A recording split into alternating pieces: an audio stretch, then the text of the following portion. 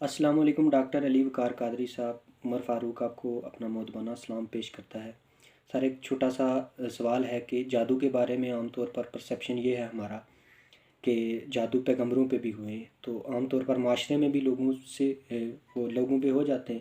تو اگر ایک بندہ جادو کے زیر اثر کوئی ایسا کام کر دیتا ہے جو کفر تک پہنچ جائے، تو اس بارے میں شریعت کیا ہمیں حکم دیتی ہے؟ پہلا مسئلہ کچھ عقیدے سے متعلق بن جاتا ہے، لیکن ایکچولی نہیں ہے، لوگ بنا دیتے ہیں.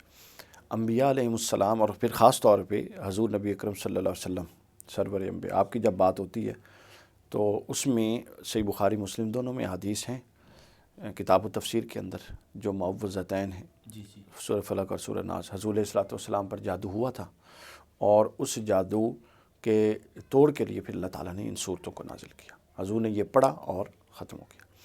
اس واقعے کے اندر بہت ساری ہدایتیں. پہلی ہدایت تو یہ ذہن میں رکھ لیجئے کہ یہ شان نبوت کے خلاف نہیں ہے. اس کو یہ ایویں ہی دھکے سے کہہ دیا جاتا ہے، بلکہ ہم تو ایسے لوگوں میں وہ کہتے ہیں کہ نبی انسان بھی نہیں ہے، بشر بھی نہیں ہے. نبی نو بشر آخنا بھی توہین ہے، نبی تا نور ہے صرف. بھائی نبی کی عظمت ہی یہ ہے کہ وہ انسان کے گوشت پوست کا انسان رہا، اور اس کے اخلاق کی بلندی کا یہ عالم تھا، اس کے کردار اور عظمت کی بلندی کا یہ عالم تھا، اس کی بے غرضی اور اس کی کمٹمنٹ کا یہ عالم تھا. یہی تو نبی کی عظمت ہے. تو باقی جو کمالات تھے وہ تو تھے ہی صحیح. تو لہٰذا جو جادو ہوا حضور علیہ السلام پر ہوا وہ نفس بشریت پر ہوا، کیونکہ حضور بشر تھے. ٹھیک ہو گیا.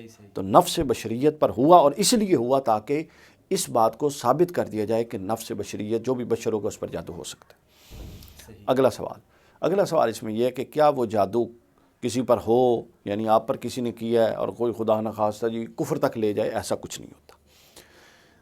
یا شاید سوال کرنے والے بھول گئے ہیں بھائی، اگر وہ تو یہ پوچھنا چاہ رہے تھے کہ جادو کرنا کفر ہے، تو وہ بالکل کفر ہے. چونکہ جو جادو کرتا ہے اس کو ایسے کئی امور انجام دینے پڑتے ہیں کہ جو کفر کے بغیر وہ کامل کر ہی نہیں سکتا. اس کو قرآن مجید الٹا لکھنا پڑتا ہے، گندگی کے ساتھ لکھنا پڑتا ہے.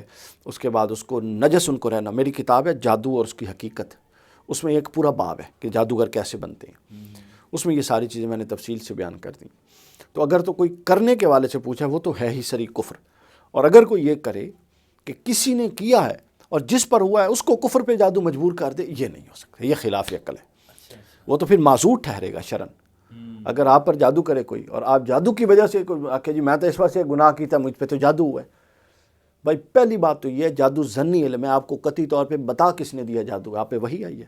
نبی کے بعد یہ کوئی قطعی بات نہیں کر سکتا. یہ پیر فقیر یہ سب ڈھونگ ہے، حساب لگایا ہے. دنیا میں حساب نہیں ہوتا. میرے سامنے لائیں کسی بندے کو، جی اسی حساب لگایا یہ جادو ہوئے. یہ نوٹ چھاپنے کی مشین ہے، اور جاہل مرد اور جاہل عورتیں جاتی ہیں. حساب حسوب کچھ نہیں ہوتا. ہاں علماء شخص کو دیکھ کر اس کے کچھ عوامل اور کچھ چہرے کے تاثرات اور کچھ اس کی کیفیات کو دیکھ کر اندازہ لگا سکتے ہیں کہ جادو ہوا یا نہیں ہوا، لیکن وہ ظنی بات ہے. لہٰذا جادو جو ہے وہ اپنا آپ کو کفر پر مجبور کر دے تو پھر تو آپ جواب دہ ہی نہیں ہیں. آپ تو معذور ٹھہرے شرعن. جس طرح پاگل ہے وہ جواب دہ نہیں ہے، معذور ٹھہرے. سویا ہوا بندہ جواب دہ نہیں ہے. ہاں تو گناہ کر کے کو جی میرے تے جادو ہوئے، میرے تو دماغ کام نہیں کر رہے اسی. تو لہٰذا یہ بالکل خلاف عقل ہے کہ جادو کی وجہ سے کفر تک کوئی نہیں جا سکتا. اللہ نے ان شیاطینی قوتوں کو اتنی طاقت نہیں دی ہوئی.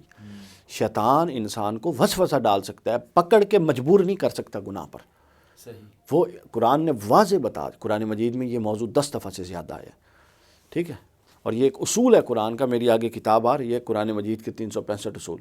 اس میں یہ میں نے لکھ دیا ہے تفصیل سے 10 مقامات کی جگہ کو اکٹھا کر کے کہ قرآن نے واضح کر دیا کہ انسان کسی ایسے عمل پر جزا بھی نہیں مل سکتی، سزا بھی نہیں مل سکتی جس میں وہ مجبور محض ہو، بلکہ وہ صرف اس عمل کا جواب دہ ہے جو وہ اپنے اختیار کے ساتھ عقل اور ہوش کی کیفیت میں ہوتے ہوئے کر رہا ہے.